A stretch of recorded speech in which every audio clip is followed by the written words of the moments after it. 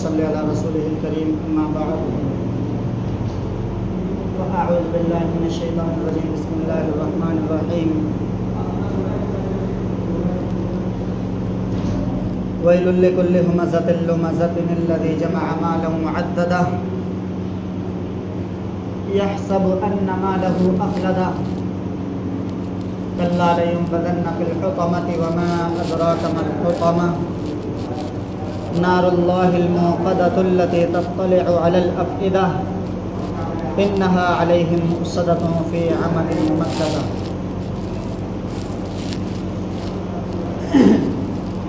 मोहतरम हज़रात और सामिईन किराम, अल्लाह तबारक व तआला के कलाम मजीद की एक सूरत की तिलावत की गई है। उस सूरत के अंदर अल्लाह तबारक व तआला ने, क्योंकि अब से पहले जो 2-3 जुम्मे गए हैं उसमें रमज़ान मुबारक की फजीलत बयान की गई होगी, और अब रमज़ान मुबारक की फजीलत और फर्जियत का तो हमें मालूम हो गया कि रमज़ान मुबारक के रोज़े रखना कितने ज़रूरी हैं और किस शख्स पर रमज़ान शरीफ का रोज़ा रखना ज़रूरी है। ये सारा पहले ही मालूम हो गया कि हर उस ईमान वाले पर रोज़ा रखना फ़र्ज़ है जो मुसाफिर ना हो और बीमार ना हो। इन दोनों के लिए इजाज़त है, ना रखना चाहे तो ना रखे, ऐसा नहीं है कि हुक्म है ना रखे।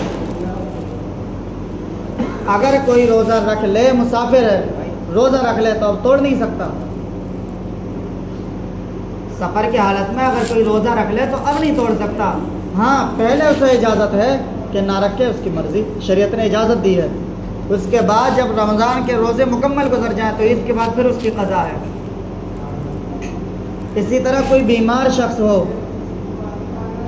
और उसकी बीमार, या तो वो पहले से ही बीमार हो कि रमज़ान का रोज़ा शुरू ही ना करे, या फिर रोज़ा तो शुरू कर लिया लेकिन दिन में दरमियानी रोज़े में बीमारी इतनी हो गई कि अब बग़ैर दवाएं लिए, दवा खाए हुए हमें चैन सुकून नहीं पड़ता, और उम्मीद ये है कि अगर दवा न ली गई, इस पर कंट्रोल ना किया गया तो बीमारी बढ़ेगी। तो फिर ऐसी सूरत में अल्लाह ताला ने इजाज़त दी है, रोज़ा तोड़ दो, तुम दवाई खाओ, उसके बाद इसकी क़ज़ा है। जो फरमाया फमन कान मिनकुम मरीज़न औ अला सफ़र, कि एक बीमार और एक सफ़र, 2 सूरतों में रोज़ा माफ़ है। ये मर्दों के है। औरतों के लिए हैज़ व निफास की हालत भी मौजूद है कि औरत अगर इस हालत में है तो उनके लिए भी उस वक्त में रोज़ा माफ़ है। तो इन सूरतों के एतबार से इनको छोड़कर हर उस ईमान वाले पर जो बालिग हो, तंदुरुस्त हो, मुकीम हो, उसके ऊपर रोज़ा रखना फ़र्ज़ है। उसके बाद अब ये रमज़ान मुबारक का सबसे पहला अशरा रहमत का है, दूसरा अशरा इसका मग़फ़िरत का है, और तीसरा जहन्नम से बरात का है।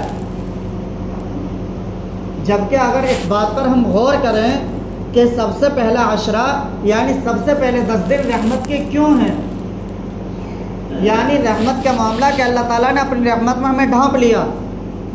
दूसरा अशरा मग़फ़िरत का कि इसमें इस्तिग़फ़ार, तौबा करो, अल्लाह से अपने गुनाहों से तौबा मांगो ज़्यादा से ज़्यादा। तीसरा जहन्नम से छुटकारा मिलता जाएगा तुम्हें, जो तौबा मांगते रहे, जहन्नम से छुटकारा। कि 3 अशरे ये हैं, 3 यानी 30 दिन, अशरा कहते हैं 10 दिन को। तो यहाँ एक नुक्ते की बात मैं कहता हुआ चलूँ कि सबसे पहली बात हमें सोचने की ये है कि अल्लाह ताला ने पहले अशरे को रहमत का अशरा क्यों रखा। रहमत का मामला यानी अल्लाह ताला अपनी रहमत में छुपाना चाह रहे हैं, अपनी रहमत की चादर में हमें छुपाना चाह रहे हैं। तो रहमत की चादर में तो उस वक्त छुपा दे जब हम गुनहगार ना होते, हमने गुनाहों से तौबा कर ली होती, हमें जहन्नम से बरात कर दिया जाता, उस वक्त रहमत का छुपाना समझ में आता है। लेकिन अल्लाह ने पहले 10 दिनों में ही कि मैं अपनी रहमत के अंदर मैंने तुम्हें ले लिया, अब तुम जो मांगोगे फ़ौरन कबूल होता जाएगा। ये अल्लाह की मेहरबानी है कि पहला अशरा ही मैंने रहमत का दे दिया तुम्हें, अब तुम तौबा करो, कबूल होती जाएगी। अब तुम मांगो, मैं देता हुआ जाऊँगा। अब तुम जो मांगना चाहोगे जो मांगना चाहो तुम मांगो और मैं देने के लिए तैयार हूँ। तो अब ये दूसरा अशरा मग़फ़िरत का, तीसरा अशरा जहन्नम से बरात का। और रमज़ान मुबारक का जो दिन है, उस रमज़ान मुबारक के दिन के अंदर अल्लाह तबारक व तआला ने जो रोज़ा फ़र्ज़ किया है गुरूब आफ्ताब तक, इसमें भी सोचने की बात है कि गुरूब आफ्ताब से पहले हमारे सामने दस्तरखान लगा हुआ है, तरह तरह की किस्मों की नेमतें अल्लाह की हमारे सामने रखी हुई हैं, लेकिन उठाकर खा नहीं सकते। हमारी हिम्मत नहीं उठाकर खा लें। मोबाइलों को, घड़ियों को निकाल कर देख रहे होंगे, अभी सेकंड बाकी हैं, खा नहीं सकते। और जब टाइम मुकम्मल हो जाए तो अल्लाह का हुक्म है फ़ौरन खाओ, अब देर नहीं। अगर 1 मिनट भी बाकी है खा नहीं सकते, और फिर बाद में 1 मिनट की इजाज़त नहीं है, फ़ौरन खाओ। क्या मतलब कि अल्लाह ताला हमें भूखा रखना या खिलाना मकसद ये नहीं है। रोज़े का मकसद भूखा रखना नहीं है, रोज़े का मकसद ये है कि अल्लाह के हुक्म को मानने वाले बनो। कि अल्लाह ने फरमाया नहीं खाना तो छोड़ दो, अल्लाह ने फरमाया खाओ फ़ौरन शुरू कर दो। ये है अल्लाह के अपने दिन। अब ये दूसरा अशरा जब मुकम्मल होता है तो तीसरा अशरा जब शुरू होता है, ये एतकाफ़ इस अशरे में शुरू होता है। जो 20वें रमज़ान मुबारक में असर की नमाज के बाद गुरूब आफ्ताब से पहले पहले इसमें एतकाफ़ में बैठना लाजमी है।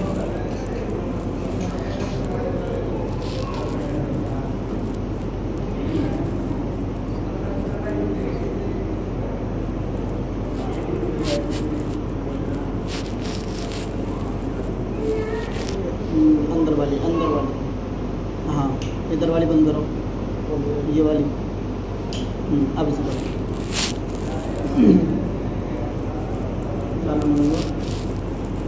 आवाज़ बढ़ाओ, तो सब चालू छोड़ के तो ना हो। तो अभी ये तीसरा आशरा जो शुरू हुआ 20 रमज़ान मुबारक के बाद, अब इस आशरे के अंदर एतकाफ़ शुरू। और एतकाफ़ जो है फ़र्ज़े किफ़ाया है, ज़रूरी है एतकाफ़ करना। अब तो ऐसा हो गया कि आदमी अपने आप को घिरा हुआ समझता है, ये महसूस करता है कि मैं तो एक बंदिश के अंदर बंद हो गया, इसलिए एतकाफ़ में कोई बैठना ही पसंद नहीं करता। बंद नहीं है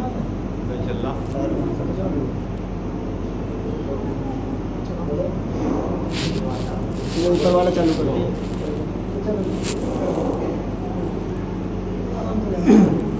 तो रमज़ान मुबारक का तीसरा आशरा ये एतकाफ़ शुरू।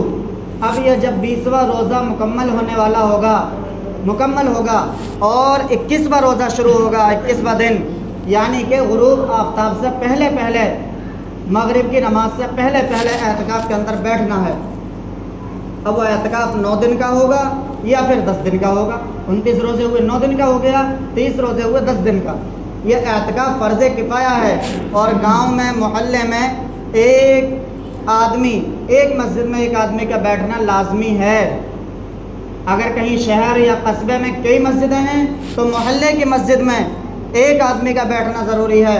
और अगर बस्ती में एक मस्जिद है तो उस मस्जिद में एक आदमी का बैठना लाजमी और ज़रूरी है। अगर कोई एक भी ना बैठे तो सारी बस्ती गुनहगार होगी, सारे बस्ती के अंदर रहने वाले हजरात गुनहगार होंगे। कोई एक बैठ जाए तो फिर सबके तरफ से गुनाह उतर जाएगा। लेकिन इसका मतलब ये नहीं है कि एतकाफ़ एक में ही बैठे, क्योंकि अल्लाह के रसूल सल्लल्लाहु अलैहि वसल्लम ने फरमाया है कि अगर कोई शख्स एक दिन का भी एतकाफ़ करे, ये जो एतकाफ़ मैं कह रहा हूँ एक दिन का, ये रमज़ान वाला नहीं है, रमज़ान के अलावा की बात है कि अगर कोई एक दिन का भी एतकाफ़ करे तो उसके लिए शरीयत का हुक्म क्या है। फरमाया अल्लाह के रसूल सल्लल्लाहु अलैहि वसल्लम ने कि उसके और जहन्नम के दरमियान अल्लाह तबारक व तआला 3 खंदकों का फासला कर देंगे। 3 खंदकों की दूरी उसके दरमियान जो एक दिन का एतकाफ़ कर ले, और यह एतकाफ़ नफली एतकाफ़ है, उसका इतना बड़ा सवाब है। और फिर फरमाया कि खंदक कितनी बड़ी, खंदक 10 फीट 12 फीट 14 फीट नहीं, एक खंदक की मिसाल दे के ज़मीन से लेकर आसमान की दूरी तक इतनी चौड़ी एक खंदक है, तो 3 खंदकें कितनी लंबी चौड़ी होंगी।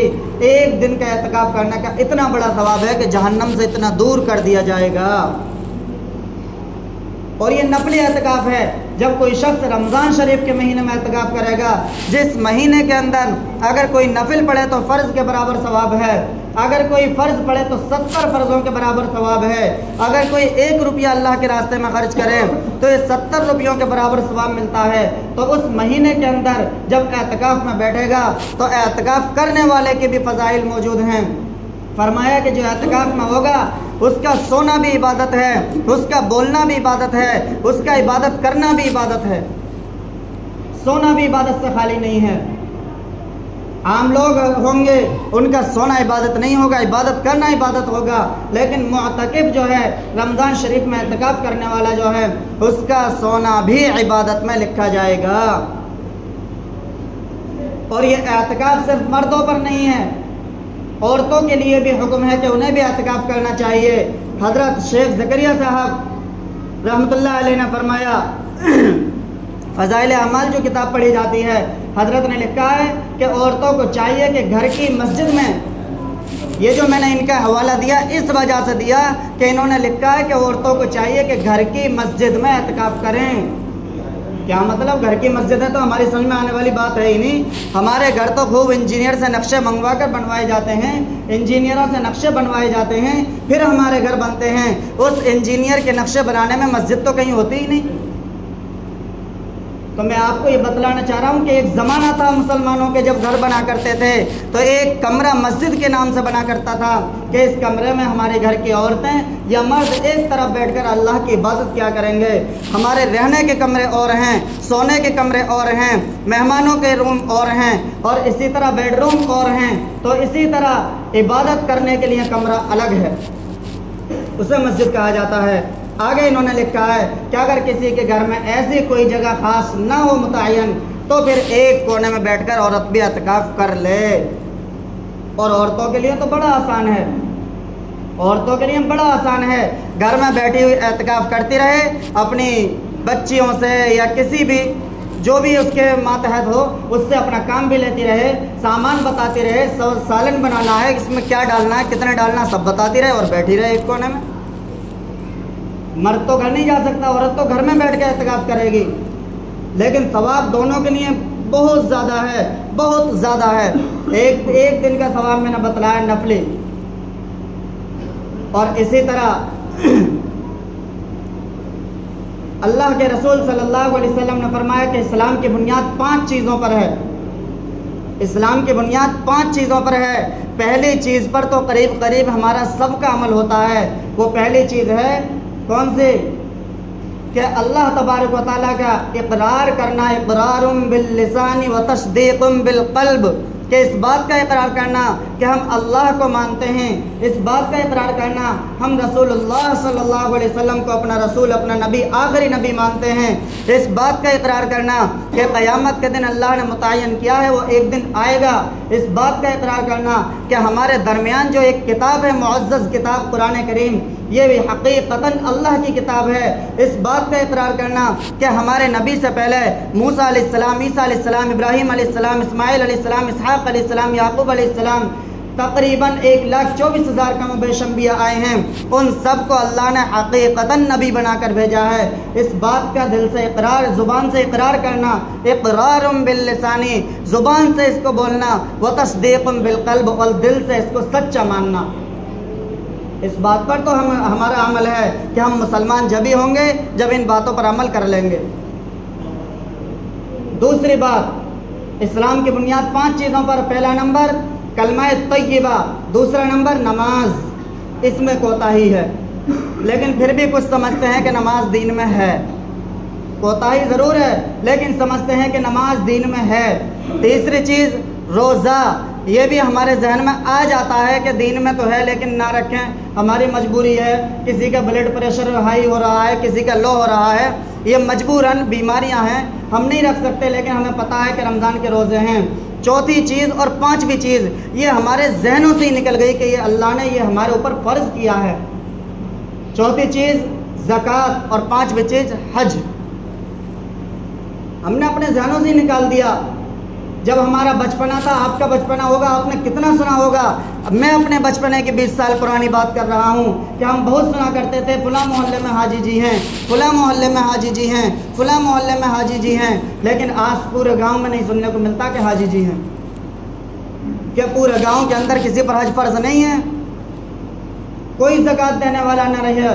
अगर मुसलमान जिनके ऊपर ज़कात फ़र्ज़ है, मालदार लोग, अगर अपने मालों में से पूरी पूरी ज़कात निकालने लगें तो दुनिया में कोई शख्स गरीब नहीं बचेगा, कोई मुसलमान किसी के सामने हाथ फैलाने वाला नहीं रहेगा।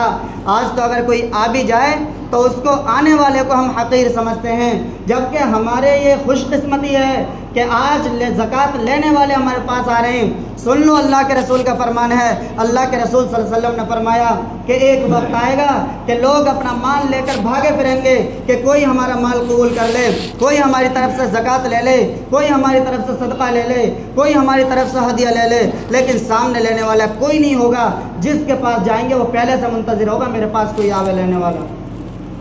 ऐसा भी वक्त आएगा ऐसा कि रख लो जमा कर करके, अल्लज़ी जमा मालन व अद्ददा, रखो कितना गिन गिन कर रखोगे, ये कब्र में साथ नहीं जाएगा।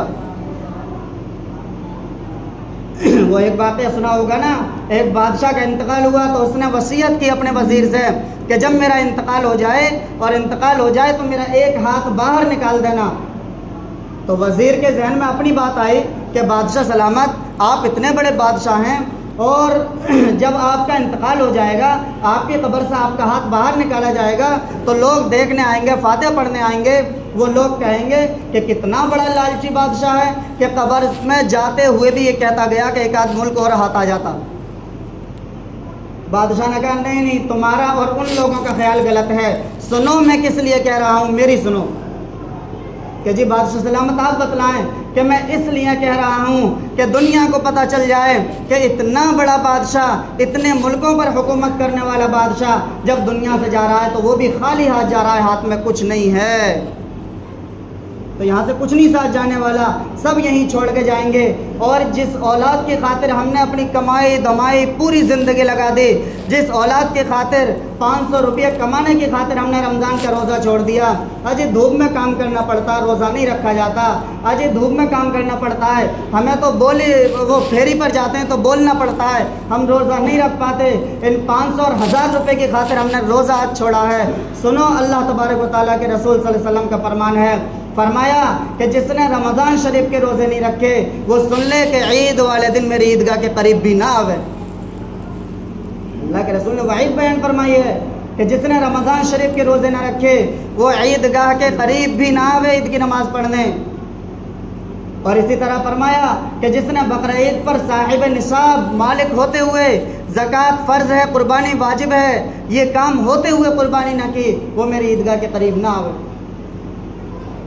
लेकिन आज हमारे कुर्बानी का भी मामला ऐसा है, हमारे ज़कात का भी मामला ऐसा है। ज़कात हर उस मुसलमान पर फ़र्ज़ है जो साहिब निसाब हो, और साहिब निसाब वो है जिसके पास 52.5 तोला चांदी हो या 7.5 तोला सोना हो, या इन दोनों को मिलाकर किसी एक चीज़ की कीमत बनती हो। अब 100 रुपये में 2.5 रुपया ज़कात है, 40 रुपये में 1 रुपया ज़कात का फ़र्ज़ है। 100 रुपये में अगर 2.5 रुपया निकाल दिया कुछ पता नहीं चलेगा, हमें कोई एहसास नहीं होने का, लेकिन हमारा माल पाक हो जाएगा इंशाअल्लाह। अगर ज़कात निकल जाए तो हमारा माल चोरी भी नहीं हो सकता इंशाअल्लाह। अगर उसकी ज़कात निकल जाए, अगर उस माल को हम पाक कर लें, अगर पाक ना किया, हमने ज़कात ना निकाली, हमने अल्लाह का हक़ उसमें से ना निकाला। और ये भी सुन लो कि अल्लाह ताला ज़कात हर मुसलमान पर फ़र्ज़ नहीं करते।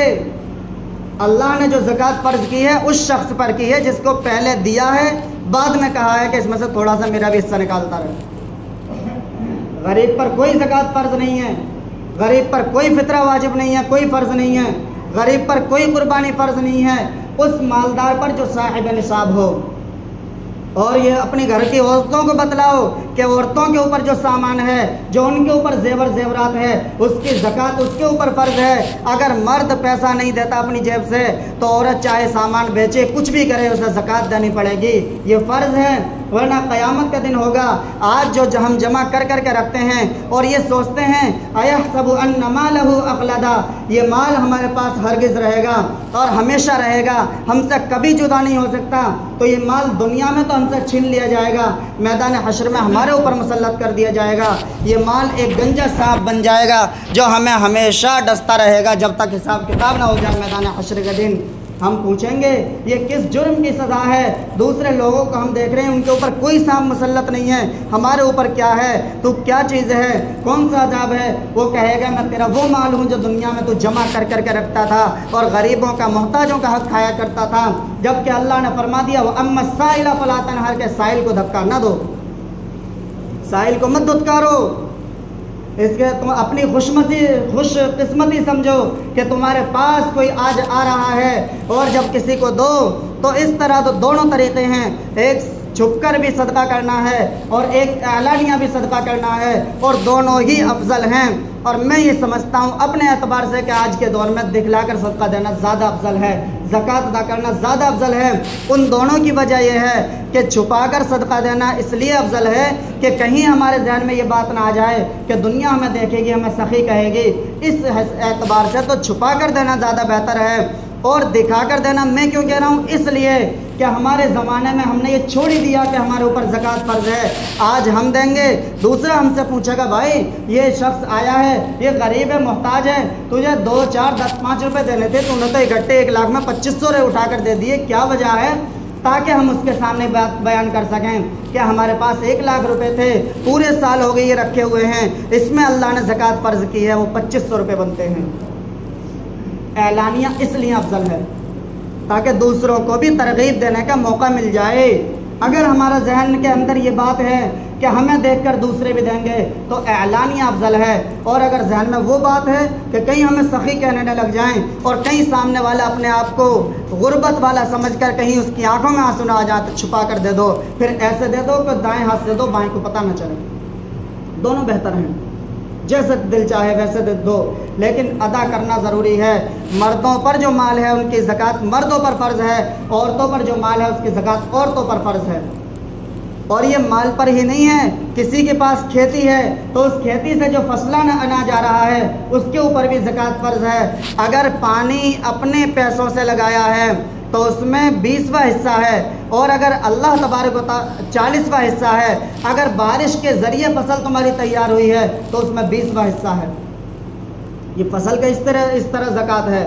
अगर अपने पैसों से ट्यूबवेल से किसी से पानी लिया है फिर लगाया है तो 40वां हिस्सा है। और अगर अल्लाह तबारक व तआला ने बारिश बरसाई है, अल्लाह की तरफ से पानी बरसा है, उसकी सिंचाई अल्लाह की तरफ से हुई है, तो फिर 20वां हक़ अल्लाह तबारक व तआला का है जो हमें ज़कात में से निकालना ज़रूरी है।